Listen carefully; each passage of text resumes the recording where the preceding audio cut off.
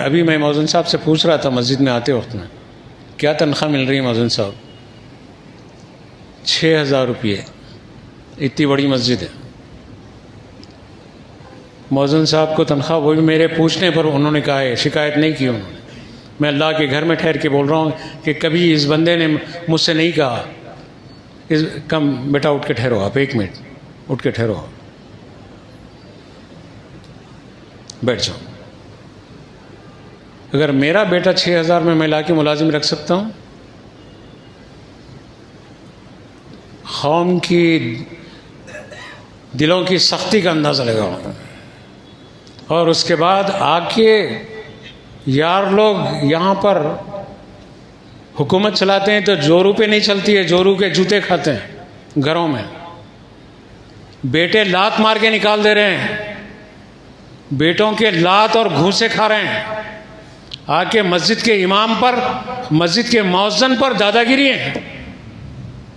کل ایک نالائق مسجد میں آیا عصر میں، آ کے وہ کہہ رہا ہے اس امام کے پیچھے نماز نہیں ہوتی، فتویٰ بھی جھاڑ دے رہے ہیں۔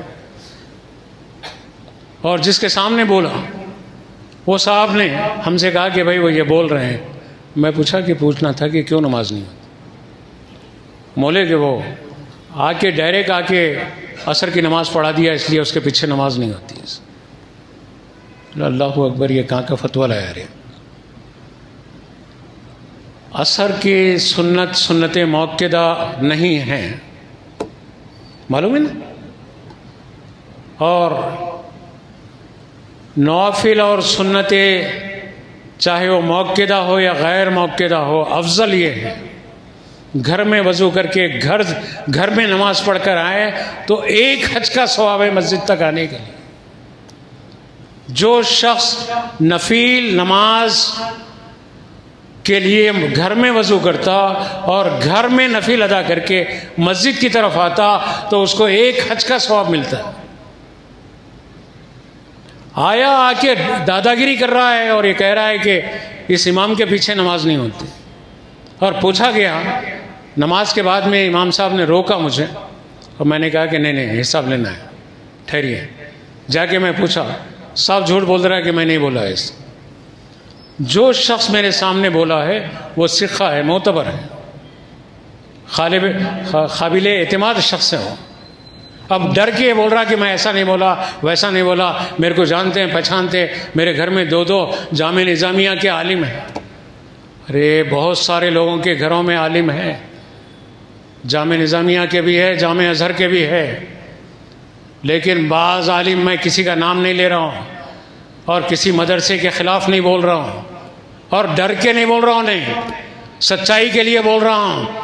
بعض مدرسوں میں پڑھنے کے لیے نہیں، پڑھنے کے لیے تمہارے ماں باپ ان مدرسوں میں ڈالے تم کو۔ اگر تو عالم، تیرے بیٹے عالم ہوتے تو تیرے کو اتنا تو معلوم ہوتا سنت موقدہ اور غیر موقدہ میں فرق کیا ہے۔ تو دھونس جما رہا ہے میرے 2 بیٹے عالم ہیں، تو پڑھنے کے لیے ڈالا مدرسے میں۔ اگر پڑھنے کے لیے ڈالتا مدرسے میں تو تیری زبان سے یہ لفظ اور امام کے خلاف یہ لفظ نہیں نکلتا۔ اور امام کی آنکھ میں آنسو ہے، چلتے ہوئے مجھ سے بول رہے ہیں 10,000 روپے کے لیے ہر آدمی سے کچھ نہ کچھ سننا پڑتا۔ اللہ اللہ، اماموں کی بددعائیں لینے والوں،